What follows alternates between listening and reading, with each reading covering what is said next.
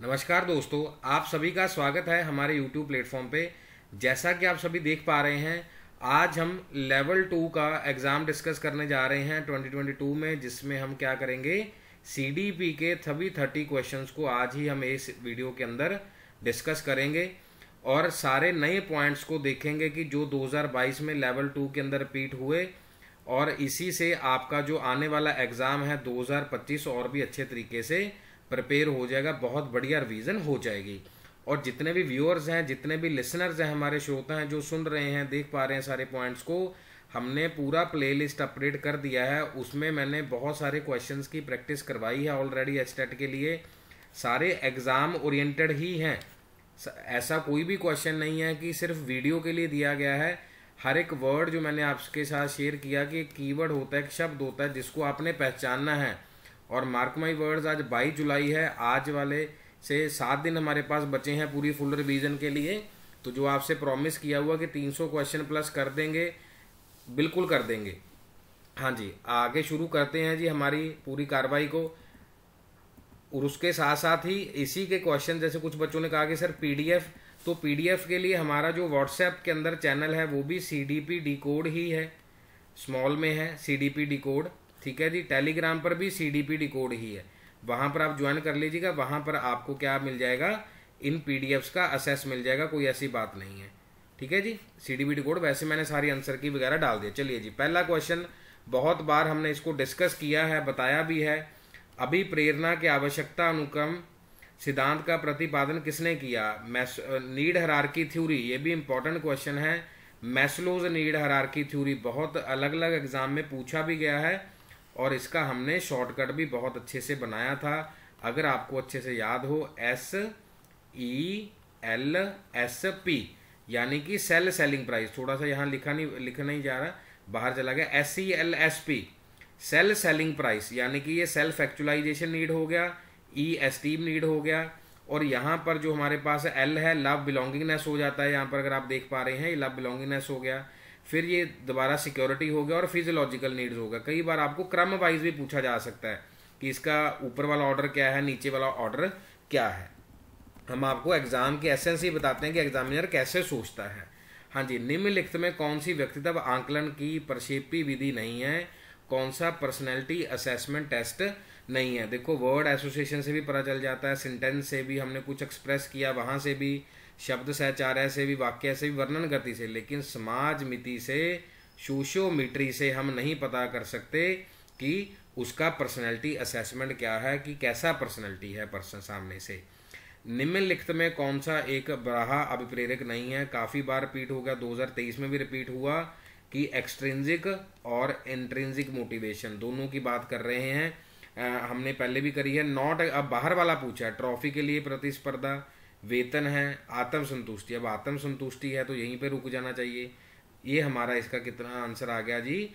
Social service, self satisfaction कौन सा आ गया हमारा? इंट्रिंसिक आ गया, कि मेरे को अंदरूनी सेटिस्फेक्शन है। अब जैसे आप MCQ की प्रैक्टिस कर रहे हैं डियर स्टूडेंट्स, तो ये आप सबके लिए क्या है, एक इनर सेटिस्फेक्शन है कि भाई मैंने इतने सारे क्वेश्चन प्रैक्टिस कर लिए हैं, इतने सारे MCQ प्रैक्टिस कर लिए हैं, तो बिल्कुल मेरा एग्जाम क्या होगा, क्लियर होगा ही होगा। थ्योरी तो इसी में कवर हो जाएगी। प्रासंगिक अंतबोध प्रशिक्षण विद्यार्थियों के मापन हेतु उपयोग में लाए जाते हैं। बुद्धि है, अभिक्षमता है, अभिवृत्ति है, व्यक्तित्व है।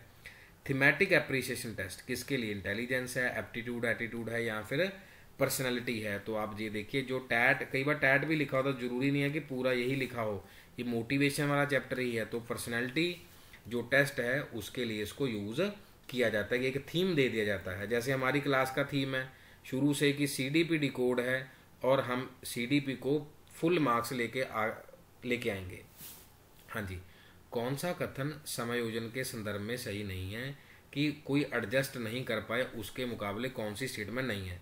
असंतुलन उत्पन्न करना, कई बार क्या होता है कि हम ऐसी चीज़ें कर देते हैं, क्रिएट्स इम्बैलेंस, अगर विद रेफरेंस टू एडजस्टमेंट, क्या एडजस्टमेंट से होता है? नहीं होता ही नहीं जी। It motivate the change life as, हाँ, डिमांड के हिसाब से हम चलते हैं, पॉजिटिव क्वेश्चन है। एबिलिटी दे देता है कि जैसे कंडीशन है जी वैसे चल पड़ता है। अगर एडजस्टमेंट नहीं होगी, मान लीजिए एडजस्टमेंट नहीं है, one should surrendered by anxiety और tension, in the absence of अगर एडजस्टमेंट नहीं होगा तो जो सराउंडेड है बिल्कुल हो जाएगा, ये तो ठीक है, बट नॉट विद, हाँ इम्बैलेंस कभी वो क्रिएट नहीं करेगा, क्योंकि हमेशा ही हम सिचुएशन के हिसाब से, हम नहीं कहते कॉपरेट कर लो, असंतुलन कभी भी उत्पन्न नहीं करेगा, वो अपने आप के लिए ठीक रहेगा। हाँ जी, छठा क्वेश्चन जी, पियाजे के संगनात्मक विकास सिद्धांत के अनुसार किस विकासात्मक अवस्था में पलटाव की क्षमता है? या तो एनिमिज्म वाला क्वेश्चन हमने करा था, या फिर हमने करा था रिवर्सिबिलिटी, या एक वर्ड मैंने आपको बताया था object permanence, object OBJECT, object permanence, संवेदीय पेशीय, पूर्व संक्रियात्मक, मूर्त, औपचारिक, sensory, pre motor, pre operational, concrete, formal operational. तो हमारे पास जो उसका स्टेज है वो कॉन्क्रीट है, ये हमने पहले भी रिपीट क्वेश्चन में, रिपीट देखो मेरी तरफ से नहीं है, अगर एचटेट पूछ रहा है तो हम तो कुछ नहीं कर सकते, अच्छी बात है कि हमें क्वेश्चन का पता चल रहा है। सातवां क्वेश्चन बहुत ही इंपॉर्टेंट है और मैं प्रेडिक्ट करके चल रहा हूँ कि ये क्वेश्चन आपके लिए रहेगा, ये मैं प्रेडिक्ट करके चल रहा हूँ कि ये क्वेश्चन आपके लिए एग्जाम में रहेगा, कोई भी प्रॉपर्टी वाइज आ जाए वैसे आ जाए। एरिक्सन ने जो दिया, पहला बनाम अपराध है, तीसरी अवस्था है, पहचान बनाम भूमिका है, स्वायत्ता बनाम पहली अवस्था है, अध्यवस्था। अब पहली अवस्था तो हमें पता ही है कौन सी होती है, एक ट्रस्ट होता है, एक मिसट्रस्ट होता है, या तो विश्वास बन जाएगा या नहीं बनेगा। लेकिन जो ऑटोनॉमी वाली स्टेज है हमारे पास, ये वैसे 2 नंबर स्टेज होती है, 2 नंबर, ठीक है जी, 2, 3, 4, 5 इस तरीके से दिया था, बस ये वाला स्टेज 1 क्या था, गलत था। स्टेज 1 का ट्रस्ट वर्सेस मिसट्रस्ट है, यानी कि स्वायत्ता बनाम पहली अवस्था नहीं है, ठीक है जी, तो इसमें 2 आएगा। हाँ जी, हाँ जी, 8वें प्रश्न की तरफ बढ़ रहे हैं जी। निम्नलिखित में कौन सा तत्व स्किनर के कार्यात्मक सिद्धांत के संबंधी नहीं है? इसमें थोड़ा सा एक एरर है, ध्यान से देखिएगा। Following element not related to operant conditioning theory, discrimination भी उन्होंने बताया है, एक्सटेंशन भी उन्होंने बताया है, स्पॉन्टेनियस रेफरेंस सब बताया है, लेकिन एक वर्ड है जो उन्होंने नहीं बताया, दैट इज द इनसाइट। एक इनसाइट वर्ड है। अब मान लो ऑपरेंट कंडीशनिंग थ्योरी है तो फिर अगर ऑप्शन वाइज लगाना है तो फिर ये चारों वर्ड ही उन्होंने यूज़ किए थे, इनसाइट वर्ड का उन्होंने इस्तेमाल नहीं किया। एक्सटेंशन का भी, डिस्क्रिमिनेशन का भी, स्पॉन्टेनियस रिकवरी का और रीइंफोर्समेंट की तो वो बात करते ही थे ऑपरेंट कंडीशनिंग में, ठीक हो गया जी। हाँ जी, पुनर्बलन सब चीज़ों की बात वो करते थे, बहिर्गमन की, विदेवन, शब्द आपूर्ति सब की बात करते थे। इनसाइट इसमें आएगा।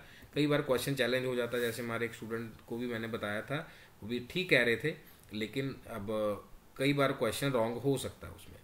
कौन सा कथन अभिवृत्ति में संदर्भ में सही नहीं है एटीट्यूड के हिसाब से? और आप देख पा रहे हैं, कीवर्ड भी देख पा रहे हैं, नॉट वाले क्वेश्चन ज़्यादा पूछे जा रहे हैं, प्लीज़ ध्यान से करिएगा।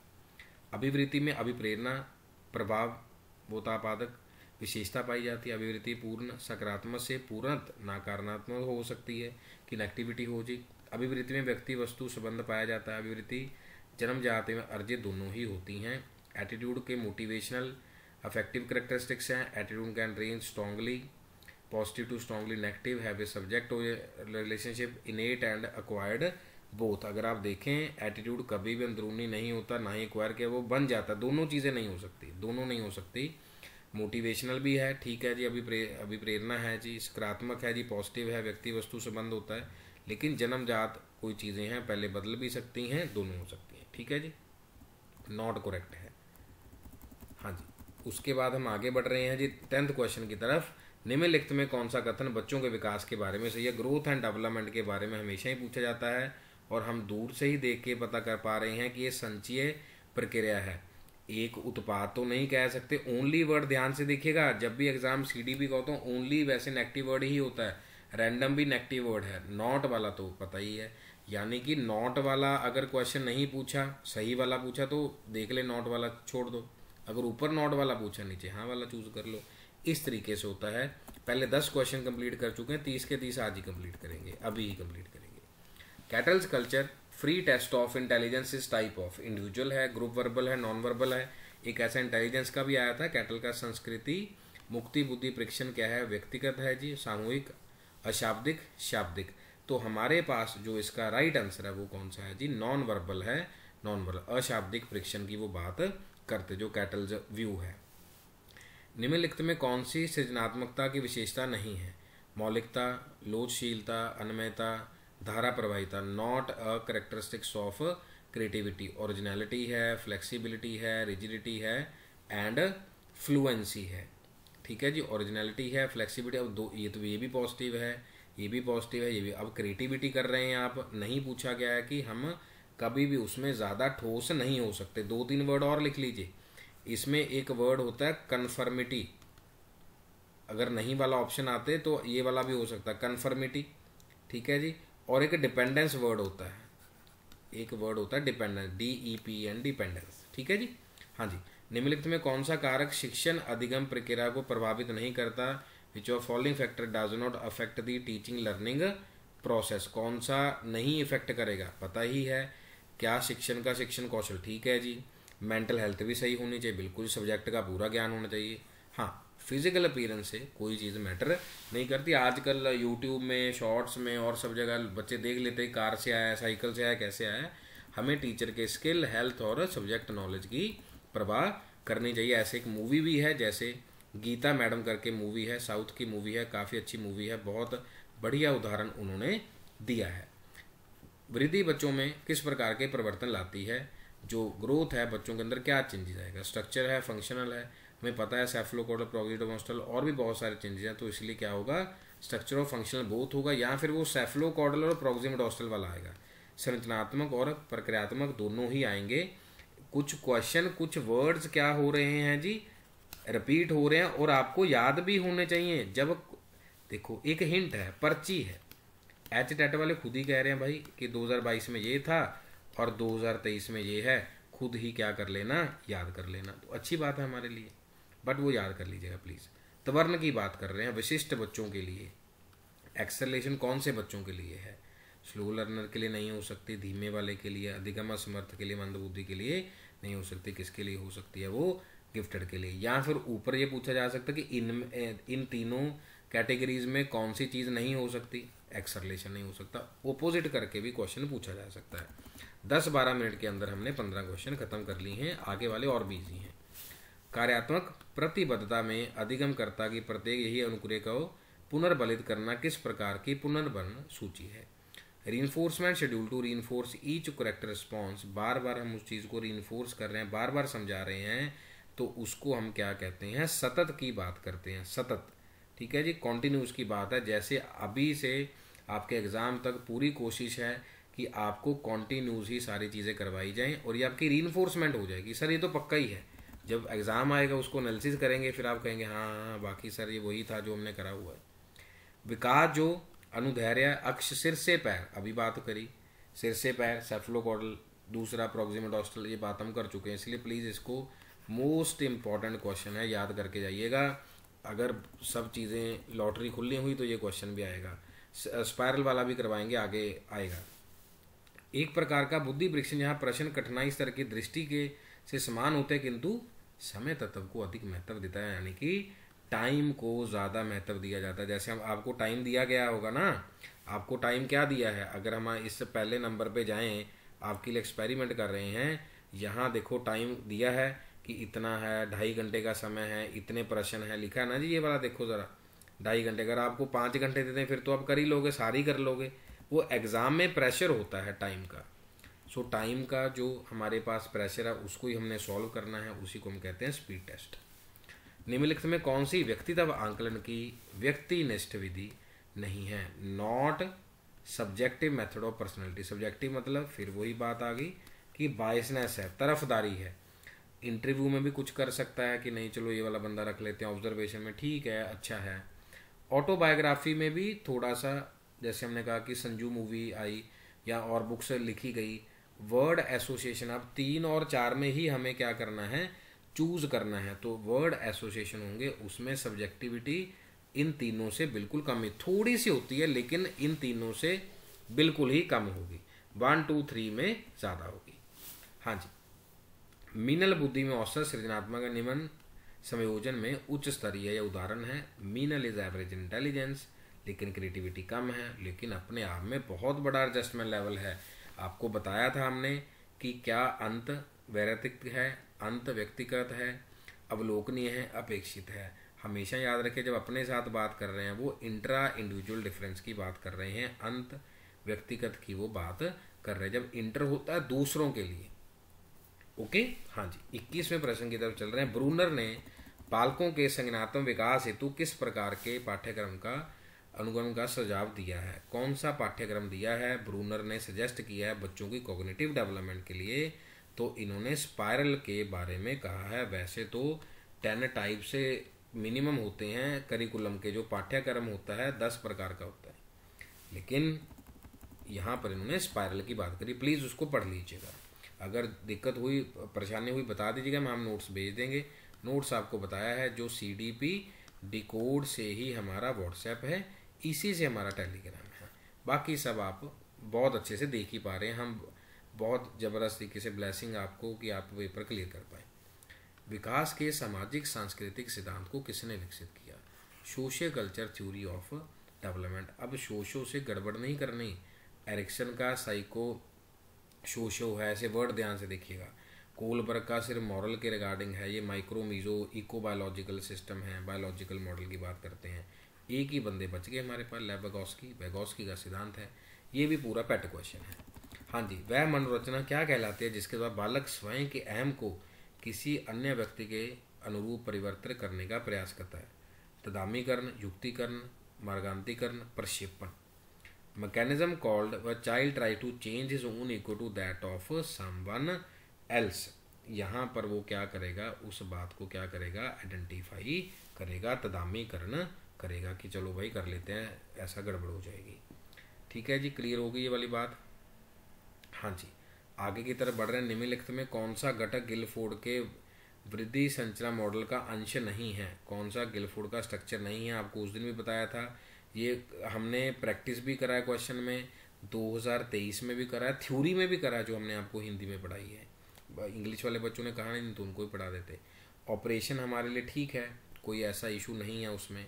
ठीक है जी, प्रोडक्ट की बात भी करी थी, दोनों चीज़ें साथ साथ हैं, और उन्होंने कंटेंट की बात भी करी थी, लेकिन जो कॉग्निशन है इसकी बात उन्होंने नहीं करी, संज्ञान की बात नहीं करी, संक्रिया विषय वस्तु और उत्पाद की बात उन्होंने करी थी। तो यस वाला ऑप्शन भी याद रखना है, नो वाला ऑप्शन भी याद रखना है।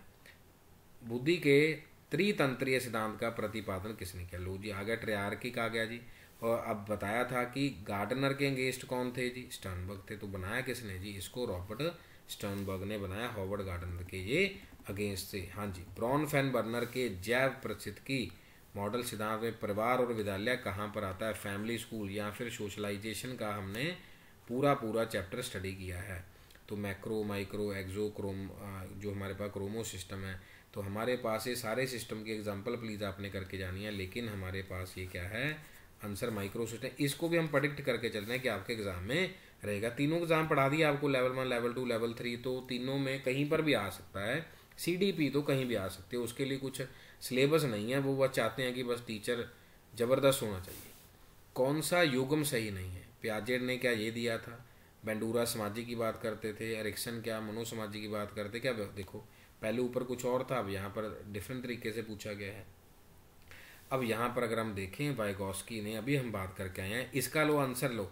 हमें तो एग्जामिनर ने ही बता दिया, हमें एग्जामिनर ने बता दिया, अगर आप ऊपर जाकर इसको चेक करें, हमें एग्जामिनर ने बता दिया जी कि लो जी ये वाइगोस्की ने दिया था जी सोशो कल्चर, जहाँ 22 नंबर पे पूछ रहा है और 27 में पूछ रहा है, बता दिया, बाकी सारे ठीक हैं। क्लियर। लास्ट के 3 प्रश्न जी। निम्नलिखित में कौन सी समोजित व्यक्ति की विशेषता नहीं है? Not the characteristic of well adjust.